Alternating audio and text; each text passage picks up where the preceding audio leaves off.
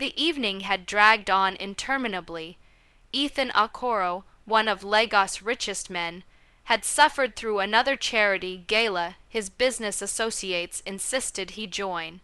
The evening had been lavish, chandeliers that sparkled, an auditorium of expensively attired men and women, laughter that sounded insincere, and conversations drenched with pride.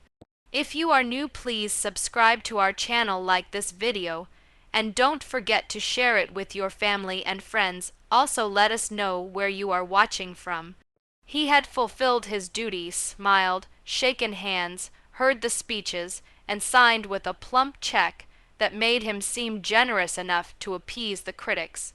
He slipped away at 1:15 ready for solace. By the time his chauffeur's car arrived at his glass-walled penthouse, Ethan's head was pounding. He yearned for quiet, for alcohol, for a bed he hadn't slept in decently for a week. The city outside was still kicking neon signs flashing across the skyline, street vendors selling roasted corn by the roadside, and the far-off rumble of a nightclub pulsing in the hot air. Inside, though, the penthouse was meant to be quiet. It always was. But the second he stepped inside, shut the door, and let out a breath, someone caught him. A hand covered his mouth firmly. Ethan's body tensed immediately, instincts on high. His heartbeat pounded in his chest as his muscles wound up, prepared to attack. But then the whisper came, gentle, panicked, shaking. When the hand at last let go, he turned quickly around. His eyes grew wide. Lydia. It was the maid, the new one the agency had brought in scant 2 weeks before. He had hardly been aware of her until now. She was always there, always silent, always efficient, always disappearing into the background in her simple black dress with its white apron. He had considered her as furniture, not as a human being, but her eyes weren't still tonight. They were big, tearful, and blazing with fear. "What in the world are you doing in my home at this time of night?" He breathed bitterly, untucking his tie. "Please," she pleaded softly, "don't speak so loudly." "Why not?" His tone was harsh, but her quivering chin and the pleading in her voice made him hesitate. "Because," she gulped hard, "because your son is sleepwalking. If you wake him, you might lose him." Ethan came to a standstill. His heart skipped. "My son." Lydia nodded, looking nervously down the corridor. "Yes, it occurs nearly every night. Tonight he almost made it to the stairs. I couldn't leave him like that, so I remained." Ethan's stomach knotted. His 7-year-old son, Daniel, shy, quiet, too quiet. Ethan had not been home enough to recognize. Too many meetings, too many flights, too many evenings leaving Daniel in strangers' hands. The maid, this maid, had been observing him when he wasn't. Ethan's tone lowered, softer now, trembling. I didn't know. Nobody else did." Lydia breathed, knotting her fingers. "I didn't want to hurt him. So I remained. You're not being paid for that. I know." Her serenity, her simplicity, pierced him more than rage ever had. It wasn't until now, years later, that Ethan understood. All his money, all his influence, all his authority, it hadn't purchased the one thing he truly desired, presence. Before he could utter another word, soft footsteps resounded in the stillness. Both of them turned around. At the end of the corridor stood a small figure, bare feet, eyes half closed, face dreamy, nearly empty. "Daddy." The boy's voice was a whisper, a fragile thread. "Daniel," Lydia whispered hastily, "don't frighten him. Talk softly." Ethan stooped down, arms spreading open automatically. His voice shook. "Come here, son." Daniel shuffled forward into his father's arms. "I was looking for you," the boy whispered, his breath warm against Ethan's neck. Something broke inside Ethan. He tightened his hold. His throat burned. "I'm here now." He whispered back, "I'm here." and for the first time in years he meant it. Later, after Daniel had been tucked back into bed, his small body curled beneath blue covers, his breath finally steady, Ethan walked into the kitchen. Lydia stood at the counter, steam curling. From 2 mugs, ginger filled the air. She handed him one wordlessly. "You need something hot," she said matter-of-factly. He accepted it, his chest aching.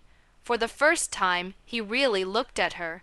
Young mid-20s max, but her eyes were older. Eyes that had witnessed struggle, responsibility, sacrifice. "Why didn't you tell me earlier?" he asked. She hesitated. "I didn't think it mattered to you." The words pierced him like glass. He clenched his jaw. "I care about my son." Her gaze softened, but her voice stayed steady. "I believe you, but children don't feel belief. They feel presence." Silence fell between them. Her words hit harder than any insult he had ever received in a boardroom. The sun poured in through the penthouse windows the next morning. The city outside was alive. Horns blaring, people shouting, footsteps of the early morning crush. But within, something was different. For the first time in months, Ethan was seated at the dining table with his son. Daniel's small hands held a fork as he shoveled down pancakes. "Do you like them?" Ethan asked. Daniel's cheeks were stuffed, but he nodded eagerly. "Banana with cinnamon." Ethan glanced in the direction of the kitchen. Lydia looked back momentarily, a faint smile flickering on her lips before she turned away once more. "From now on," Ethan told his son, leaning in close to him, "I'll have breakfast with you every day." Daniel blinked up at him in wonder. "Even when you have work?" "Even then," Ethan replied steadily. Daniel's face creased into a smile. For Ethan, it seemed like the dawn after all the years of night. Days became weeks. The penthouse transformed. It was no longer a cold, quiet fortress. It was living. It was with laughter, with crumbs on the dinner table, with bedtime stories. Ethan rescheduled meetings, stunned his secretary by staying home. He learned to tie sloppy shoelaces, to hear awkward school anecdotes, to put his son to bed instead of dashing to airports. And each step of the way, there was Lydia, always silent, always consistent, always reminding him, "He wants to share his drawing with you. Or don't forget, he likes it when you sit next to him during homework." Ethan opened his eyes to how blind he used to be. One night, after Daniel had retired to bed, Ethan came upon Lydia by the doorway, her coat clutched in her hands. "You're heading out already?" he asked. She nodded. "He's asleep. My job is finished." Ethan hesitated, his chest aching. "Lydia, thank you." She looked confused. "For what?"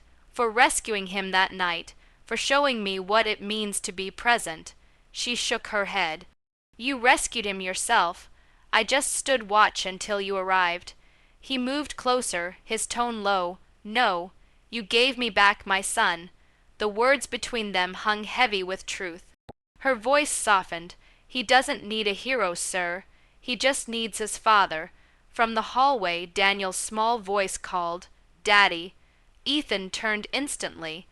"I'm here, son." He rushed back, leaving Lydia by the door. She watched silently, her lips curving into a faint smile before she slipped quietly into the night.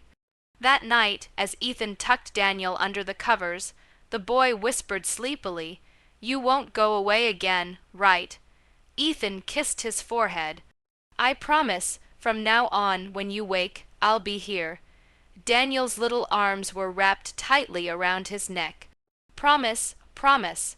And for the first time in a very, very long time, Ethan Okoro didn't feel like a billionaire. He didn't feel like a powerful man with unlimited resources. He felt like something much greater. He felt like a father.